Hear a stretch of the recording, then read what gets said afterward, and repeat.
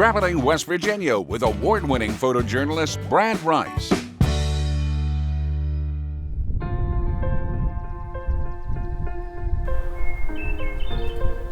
The U.S. Capitol Christmas tree, also called the People's Tree, the tradition of that began back in the 1960s when a live Christmas tree was planted on the west lawn of the U.S. Capitol in Washington, D.C.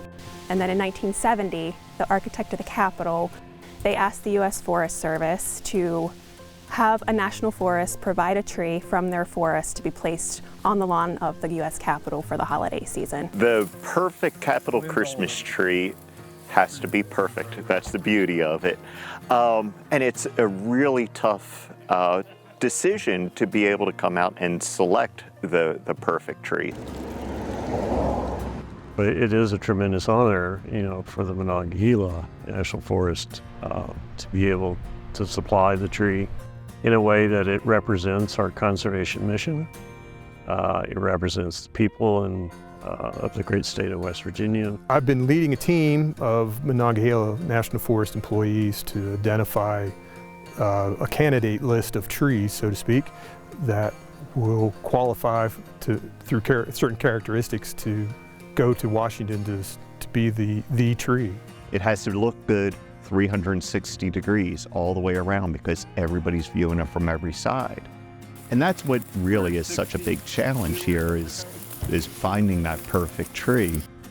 There's millions of beautiful trees here, and how do you pick just one? That's a tough challenge. The very first tree to come off of a national forest was in 1970, and it came from the Monongahela National Forest. We've also provided the 1976 U.S. Capitol Christmas tree during the country's bicentennial year, and now in 2023, it's our third opportunity to provide the tree. We started looking last year about somewhere around Christmas last year. So the tree had to be somewhere between 60 and 80 feet tall. It needed to be fairly cone-shaped, like a normal Christmas tree would be shaped.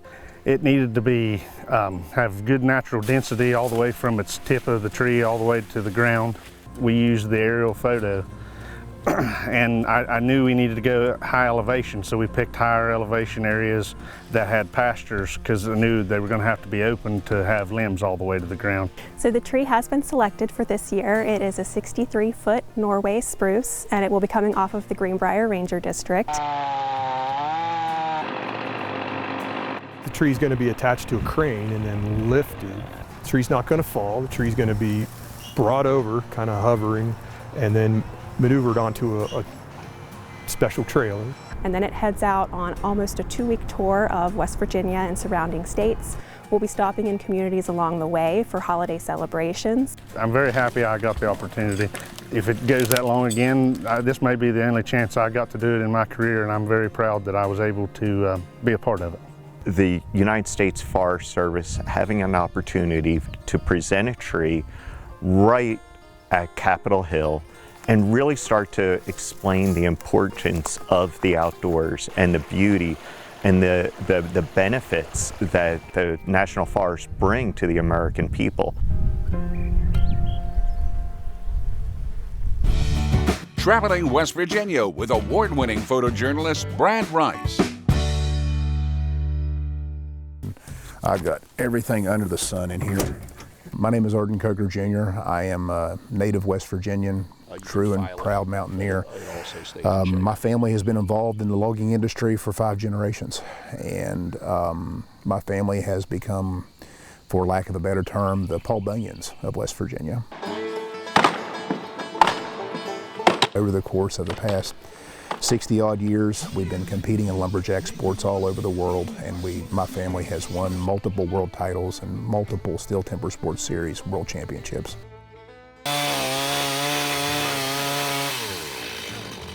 I'm Ron Polgar. I got a degree in forest land management, and at that time Vietnam was raging. Got into the Navy and came back and wanted to get in touch with the country again, so a buddy of mine from New Jersey and I went up into the Maine woods and lived in a backwoods cabin That was in 1974. If there was one man who has brought fame in wood chopping to this small village, it's this man, Arden Koger. My father started competing at the Mountain State Forest Festival in 1956.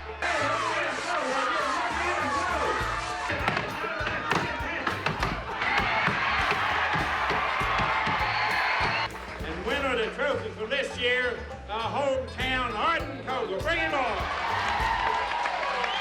After winning the all-around world championship at the Lumberjack World Championships in 1961, he was asked by the Kennedy administration if he would take the honor of felling the Capitol Christmas tree.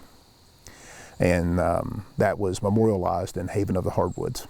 In 1976, he was asked by the Carter administration if he would take the honor of felling the Capitol Christmas tree. My father passed away in 2021. This past spring, I got the call from the folks at the Forest Service. They asked me would I consider being one of the fellers for the Capitol Christmas tree. And the fact that my father was asked to do it twice, and I never thought I would ever receive that. I never thought I would be asked to do that. I never thought that I would have an opportunity to do that. And the fact that I was asked, honestly, when I got off the phone, I cried for about a half an hour. I think the reason I was selected was for my many years of teaching the SAW program of the Forest Service. Since 1990, I've been instructing sawyers and recertifying and certifying sawyers. Yeah, it is a big deal, and then it became bigger when Jamie Koger was selected to be a partner, and then bigger yet when they decided to use traditional tools, a crosscut and an axe. The traditional aspect of how Ron and I are going to take the tree down is absolutely fantastic, and just a quintessential example of the tradition of not only logging, but also of the Appalachian Mountains. That's how the real men got the trees on the ground in the days of yesteryear. Taking the tree down with Ron is going to be exhilarating. It will be an honor to cut with Jamie. It's only one tree, and I got one of the elites pulling on the other end, so I get an easy ride.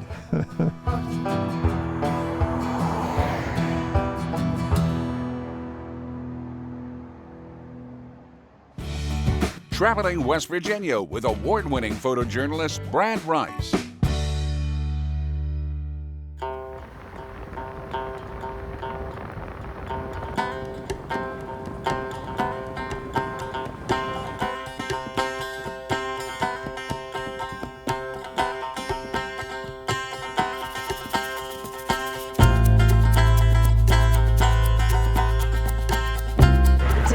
Culmination of a year-long effort, a year of planning to find the perfect tree and to make sure everything is in place so we can have a safe harvest and a safe delivery to Washington, D.C. So we've been waiting for this day, and I'm so relieved that it's here, and it's a beautiful day. We were graced with some snow.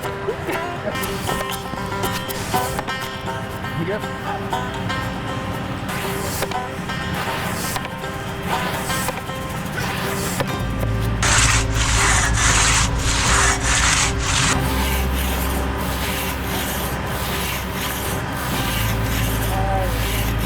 I got a 3.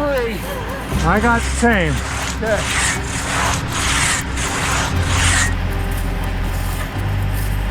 We're off. We're off.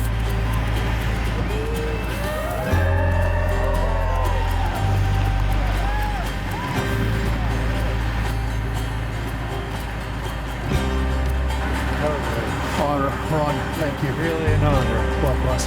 Thank you very much. Thank you, man. They will cut through the tree, and the top of the tree is hooked by a crane, supported by a crane. Once they sever the trunk, then that crane will gently lift it up off the stump. We'll attach another band at the bottom of the tree and then rotate it horizontally and then gently place it on the back of a tractor trailer. Norway spruce was a lot softer than I anticipated. I don't know what our total cutting time on getting it on the ground, but it had to be less than 10 minutes. It seemed to go well, and we warmed up. We were ready to start work after we finished having warmed up from cutting the tree. What was going through my mind while I was sawing it was my father looking down on me and saying, "Good job, son. Good job." Those were large tree rings. I think it's not much more than, I think it is actually under 40 years old. So it was planted perhaps while I was working on the forest. It will go to a packing facility. We're going to be parking it inside a building, and then the next 2 days we'll have our staff strap it down, get it road ready. They'll build a plywood box on the back to protect it on the whole trip, and then there's plexiglass panels on the back so that all the communities can see the top portion of the tree when it stops in their town. This is the day we've been waiting for, and it's been a community effort and a huge, huge group effort for all of this to be pulled off. Traveling West Virginia with award-winning photojournalist Brad Rice.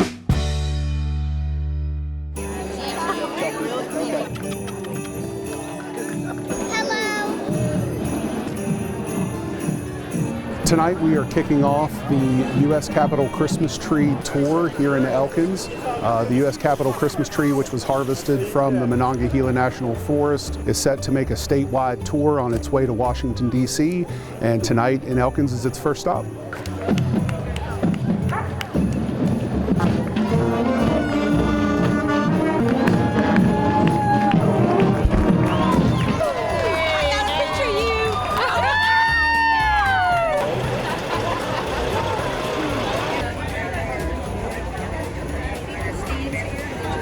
Yeah, it's one of the first times in our lifetime that the Capitol Christmas tree has come from Randolph County, and we had to come celebrate and show our support, and it's a great night out here this evening.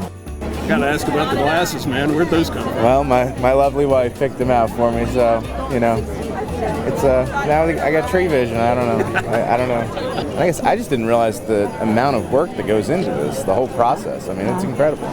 The tree was harvested November 1st in the Monongahela National Forest. It spent a couple of days getting prepped for a journey primarily throughout the state of West Virginia.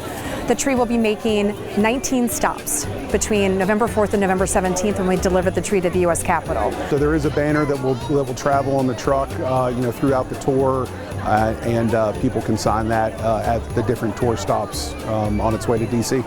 Well, I wanted to be here with the national tree so that it can go from the people's land to the people's house.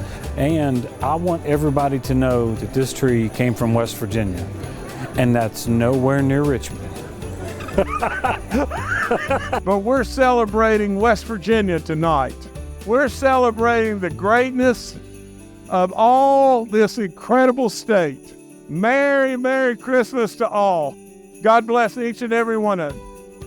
I actually came around the corner and I told my mom that I was so excited because I'm a Hallmark fanatic. And so I said, it looks like a Hallmark movie. It could totally be a Hallmark movie. So I got really excited. Welcome, coming live from the 84 Lumber Store here in Morgantown, West Virginia. The 2023 U.S. Capitol Christmas tree has arrived. It's gotten everyone in the spirit for Christmas earlier than normal. West Virginians are very proud people, and so the fact that the U.S. Capitol Christmas tree will sit on the west lawn of the U.S. Capitol for just countless amounts of people to see throughout the holiday season in our nation's capital is just overwhelming with pride.